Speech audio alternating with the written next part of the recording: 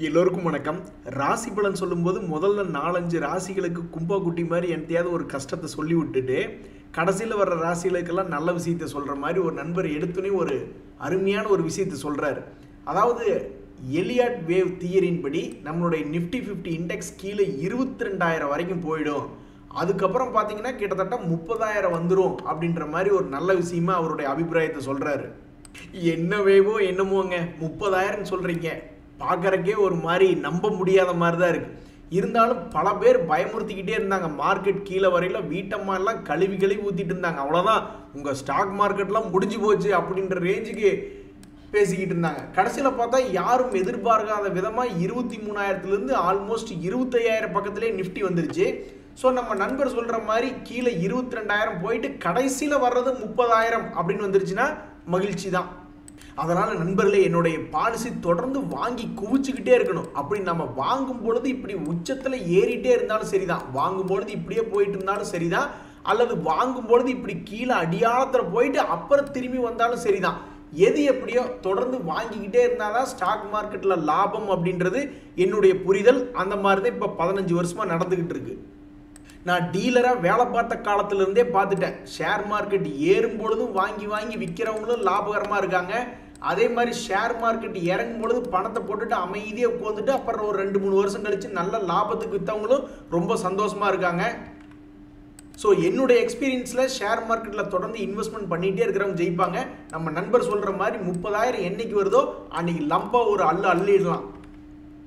இந்த சமயத்தில் நம்ம வீட்டு சண்டைக்கு பக்கத்து வீட்டுக்காரன் வந்து நடு வீட்டில் உட்காந்து பஞ்சாயத்து பண்ண கணக்கா நம்ம ஸ்டாக் மார்க்கெட்டில் இப்போதைக்கு லோக்கலாக இந்தியன் மார்க்கெட் லெவலில் எந்த விதமான நியூஸும் இல்லை. RBI நியூஸ் தான் இருந்தது. அந்த நியூஸை காரணமாக வச்சு நிஃப்டி 600 பாயிண்ட்டுக்கு மேலேயே வந்துட்டான். அப்போ யாருமே இல்லைன்னா பக்கத்து வீட்டுக்காரங்க வந்து நாட்டியம் பேசுகிற மாதிரி இப்போதைக்கு அமெரிக்காவுடைய டேட்டா தான் அடுத்த வாரத்தில் மேபி ஏதாவது இம்பேக்ட் பண்ணலாம். யூஎஸ்னுடைய அன்எம்ப்ளாய்மெண்ட் நான் ஃபார்ம் பேரோல்ஸ் டேட்டா அப்படின்றதால தான் அடுத்த வாரத்தில் ரொம்ப முக்கியமான ஃபோக்கஸில் இருக்கும். இது எல்லாத்தையும் ஃபோக்கஸோட நம்மளுடைய எஃப்ஐஎஸ் வந்து பையிங் சைடு திரும்பியிருக்காங்க. அவங்க ஆல்ரெடி 12,000 கோடி இந்த மாதத்தில் 4 நாளில் பணத்தை போட்டுட்டாங்க. இவங்க மட்டும் இன்னொரு 20 to 30,000 கோடி பணம் போட்டாங்க வச்சுங்களேன், கண்டிப்பாக நம்ம நண்பர் சொன்ன மாதிரி 30,000 இன்னும் எப்போ வர்றது என்ன, இந்த வருஷத்துலேயே வந்தாலும் ஆச்சரியப்படுறதுக்கில்ல, அல்லது ஜனவரியில் வந்தாலும் ஆச்சரியப்படுறதுக்கில்ல. அதனால் நண்பர்களே, ஷேர் மார்க்கெட் இறங்கி போச்சு, இப்போ கொஞ்சம் தான் ஏறி இருக்கு, இது பத்தாதுன்னு யாரெல்லாம் வருத்தப்படுறாங்களோ அவங்க எல்லாத்துக்கும் சட்டார்னு ரொம்ப வேகமாக வருமானம் இந்த வருஷத்துக்குள்ளே நல்ல வருமானம் வரணும்னா எஃப்ஐஎஸ் வந்து ஒரு 30 to 40,000 கோடி இந்த மாதத்துக்குள்ளே போட்டால், ஏங்க ஒரு மாதத்தில் 1 லட்சம் கோடிக்கு மேலே விற்றாங்க, ஏன் அதில் பாதி வாங்கக்கூடாதா ஒரே மாதத்தில்? இப்போ கூட பாருங்கள் 10,000 கோடி பக்கத்தில் வாங்கிட்டாங்க. இன்னொரு 20,000 கோடிக்கு வாங்கினா போதும், நம்மளுடைய நிஃப்டி மேல் நோக்கி இந்த வருஷத்துலேயே நியூ ஹை புது உச்சம் அப்படின்ற தொட்டுச்சுன்னா சூப்பராக இருக்கும். நண்பர்களே, பொதுவாக ஷேர் மார்க்கெட்டில் ஒரு சப்போர்ட் அப்படின்றது கிரியேட் ஆயிடுச்சுன்னா வேகமாக திரும்பி ஏறக்கூடிய வாய்ப்புகள் நிறைய வரும். ஆனால் அது நடக்குமா இல்லையான்னு தெரியாது. அந்த மாதிரி இதுக்கு முன்னாடியே சப்போர்ட் அப்படின்றது வந்துட்டு அங்கிருந்து வேகமாக இதுக்கு முன்னாடியே ஏறி இருக்கு. அந்த பங்குகள்லாம் மறுபடியும் அதே சப்போர்ட் லெவல் பக்கத்தில் வந்து விழுந்திருக்கு அப்படின்ற மாதிரி சில பங்குகளை பார்க்க போகிறோம். அதில் முதல் பங்கு வந்து இந்த டெல்லி வெரி அப்படின்ற ஷேர். இது வந்து தற்போதைக்கு பெருசாக லாபம் செய்யக்கூடிய கம்பெனி அப்படின்றது இல்லைனாலும் லாபம் நஷ்டம் தொடர்ந்து தடுமாற்றமாக இருக்குது.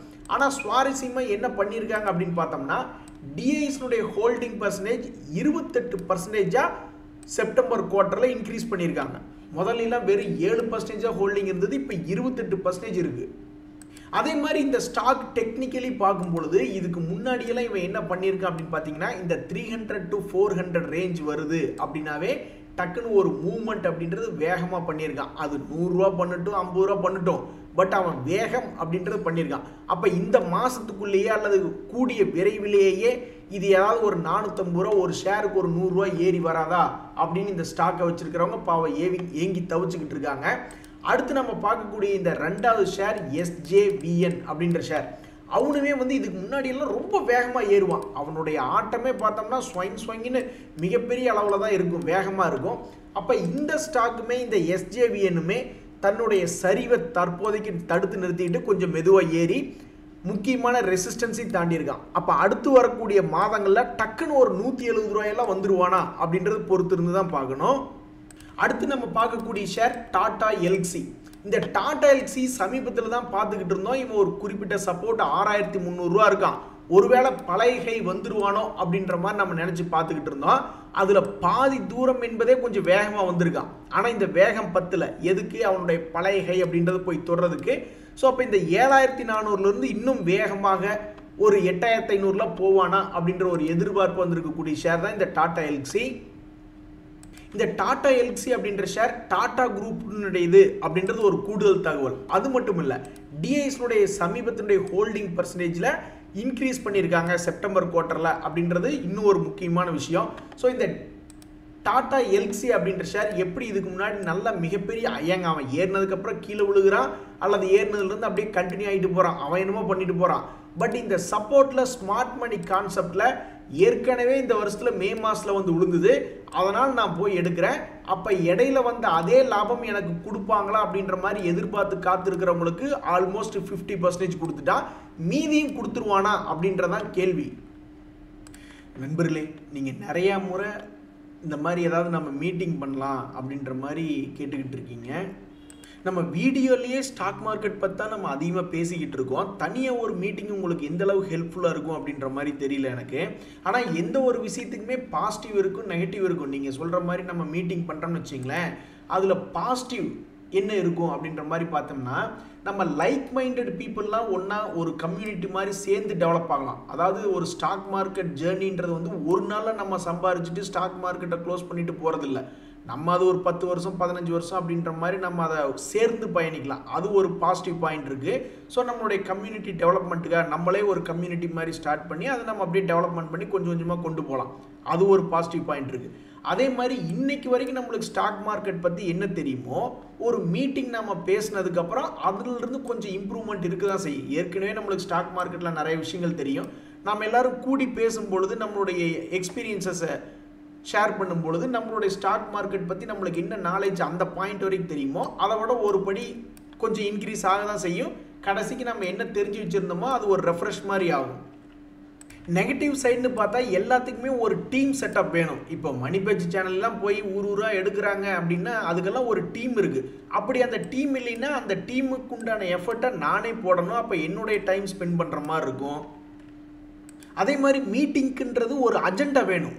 ஒரு மீட்டிங்கில் இருந்து நம்மளுக்கு என்ன அவுட்கம் கிடைக்கணும் அப்படின்ற மாதிரி பார்க்கணும். அப்போ ஒரு மீட்டிங் போடும் பொழுது ஒவ்வொருத்தருடைய ஃபினான்ஷியல் பிளான் எப்படி இருக்குது அப்படின்ற மாதிரி ஒவ்வொருத்தருக்கும் ஃபினான்ஷியல் பிளான் போட்டு அவங்க வச்சிருக்கக்கூடிய மியூச்சுவல் ஃபண்ட் போர்ட்ஃபோலியோஸ் எல்லாம் நம்ம ரிவ்யூ பண்ணணும். அல்லது மியூச்சுவல் ஃபண்ட் சம்மந்தமாக நம்ம டிஸ்கஸ் பண்ணுறோம்னு வச்சிங்களேன்.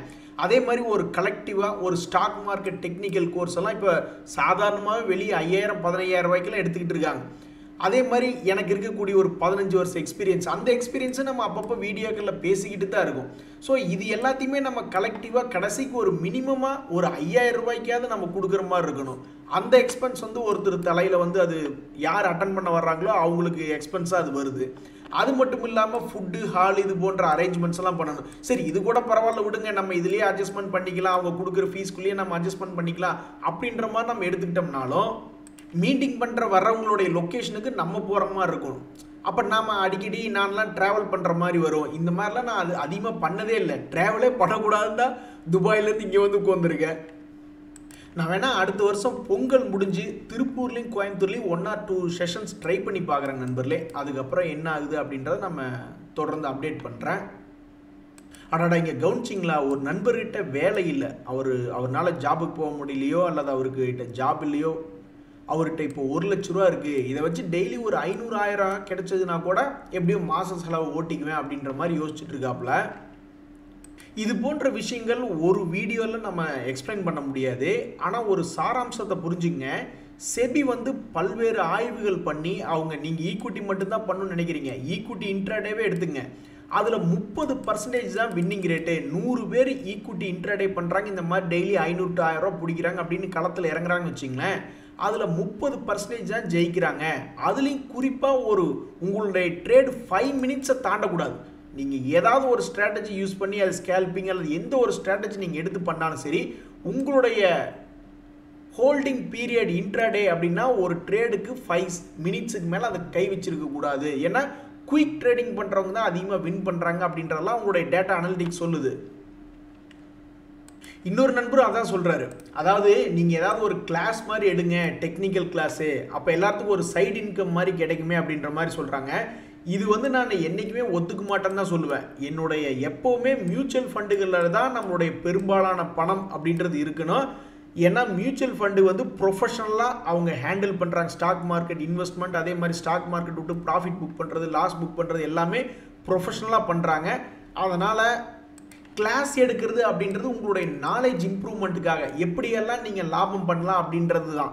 ஆனால் அதை வச்சு கம்பல்சரி ஜெயிக்க முடியுமா அப்படின்றது பெரிய கொஸ்டின் மார்க். நீங்கள் எல்லாத்தையும் மறந்துடுங்க. இப்போ நீங்கள் இப்படி யோசிச்சு பாருங்கள், கடந்த 5 வருஷத்தில் கோவிட்டுக்கு அப்புறம் எத்தனையோ பேர் கிளாஸ் எடுக்கிறேன்னு லட்சக்கணக்கான பேர் இப்போ கிளாஸ் எடுக்கிறாங்க. குறைஞ்சது ஒரு 5000லேருந்து 15000 50,000 ஃபீஸ் வாங்குறவங்கலாம் கூட எனக்கு தெரியும். ஸோ அப்படி இருக்கும் பொழுது ஒரு 10 லட்சம் பேராவது தமிழக மக்கள் கிளாஸ் அட்டன் பண்ணியிருப்பாங்களா? இப்போ அந்த 10 லட்சம் பேர் ப்ராஃபிட்டில் இருக்காங்களா? நீங்கள் டேட்டா எடுத்து பார்த்துருக்கீங்களா? எனக்கு தெரிஞ்சு எத்தனையோ ஃப்ரெண்ட்ஸு ஆமாங்க நான் கிளாஸ்லாம் அட்டன் பண்ணியிருக்கேங்க, இப்போ எதுவும் பண்ணுறது இல்லைங்க அப்படின்னா, ஏங்க அப்படின்னு கேட்டால் அது இன்னும் கரெக்டாக ஒர்க் அவுட் ஆகிறது இல்லைங்க. நம்ம இன்ஃபர்மேஷன் தெரிஞ்சுக்கிறோம், எப்படி ட்ரேடிங் பண்ணலாம் எல்லாமே ஓகே. பட்டு அது ரியலிஸ்டிக்காக வரும்பொழுது எனக்கு தெரிஞ்சு மியூச்சுவல் ஃபண்டில் ஜெயித்தவங்களே யாரும் இல்லை டைரக்ட் ஸ்டாக்ல இன்வெஸ்ட்மெண்ட் பண்ணி பெருசாக ஒரு 5 மாதம் 6 மாதம் வெயிட் பண்ணி அப்படி ஜெயிச்சவங்கள மிந்தினவங்க யாருமே இல்லை. எனக்கு தெரிஞ்சு ட்ரேடிங் பண்ணி ஜெயிச்சவங்க லட்சத்தில் ஒருத்தர். ஸோ 10 லட்சம் பேர் யாராவது போய் ட்ரேடிங் கோர்ஸ் எடுத்திருக்காங்கன்னா அப்போ மிஞ்சி போனால் ஒரு 1000 பேர் இப்போதைக்கு சம்பாரிச்சிட்டு இருப்பாங்க அப்படின்றதான் என்னுடைய புரிதல். ஸோ நான் கிளாஸ் எடுக்கிறது மேபி உங்களுக்கு நல்லா புரியலாம், அது எல்லாமே ஓகே. பட் அதை வச்சு நீங்கள் ஜெயிச்சு மேலே வந்துடுவீங்களா அப்படின்னா அதனுடைய வின்னிங் பர்சன்டேஜ் கம்மி. அதுக்கு பேசாமல் நீங்கள் மியூச்சுவல் ஃபண்ட்லேயே இன்வெஸ்ட்மெண்ட் பண்ணிட்டு போயிடலாம். வேணா நான் இப்படி கூட பண்ணலாம், நீங்கள் மியூச்சுவல் ஃபண்டில் இன்வெஸ்ட்மெண்ட் பண்ணியிருக்கீங்க, அது எப்படி இருக்குது, அது வந்து உங்களுடைய ரிட்டர்ன் என்ன கோல் என்ன அப்ஜெக்டிவ் வச்சு அதில் இன்வெஸ்ட்மெண்ட் பண்ணியிருக்கீங்களோ அப்போ அந்த போர்ட்ஃபோலியோ அதை மீட் அவுட் பண்ணுதா, அது மாதிரி ஏதாவது போர்ட்ஃபோலியோ ரிவ்யூ, அந்த மாதிரி கன்சல்டேஷன், அந்த மாதிரி கூட ஏதாவது ஒரு சர்வீஸ் பண்ணலாமே ஒழிஞ்சு இந்த கிளாஸ் எடுக்கிறது பிரச்சனை கிடையாது. அதனால உங்களுக்கு நாலேஜ் இம்ப்ரூவ் ஆகும். ஆனால் அதை வச்சு நீங்கள் ஜெயிச்சிருவீங்களா அப்படின்னா 10 லட்சம் பேர்த்துக்கு 1000 10,000 பேர் ஜெயிச்சாவே பெரிய விஷயம் அப்படின்றத என்னுடைய புரிதல். இங்கே பார்த்தீங்களா, இன்னொரு நண்பர் அதே தான் சொல்கிறாரு. ட்ரேடிங் வந்து F&Oவில் பண்ணுறோம்னு வச்சிங்களேன், அதில் ஏகப்பட்ட பேர் லாஸாக பண்ணுறாங்க. வெறுத்து போய் நம்ம பண்ண லாஸ் எடுத்து ஸ்க்ரீன்ஷாட்டாக வச்சா அதை அந்த அடிக்ஷன் விட்டு வெளியே வர முடியுமா அப்படின்ற மாதிரிலாம் யோசிச்சுட்டு இருக்காங்க. ஸோ ட்ரேடிங் பண்ணால் ஒரு சைடு இன்கம் வர்றதுக்கு வாய்ப்பு இருக்குது, உண்மைதான். அதை பற்றி தெரிஞ்சுக்கிறதுக்காக கிளாஸ் போகலாம், ஓகே தான். பட் அது நடக்குமா அப்படின்னா எத்தனை பேர்த்துக்கு நடந்திருக்கு? ரொம்ப குறைவான ஆட்களுக்கு தான் நடந்திருக்கு. என்னை பொறுத்த வரைக்கும் இன்வெஸ்ட்மெண்ட் பண்ணுறதா இருக்கிறதுலே பெஸ்ட். இன்றைய தகவல் அனைத்து உங்களுக்கு உதவியாக இருந்ததுன்னா எனக்கு சந்தோஷம் தான். ரொம்ப நன்றி, வணக்கம்.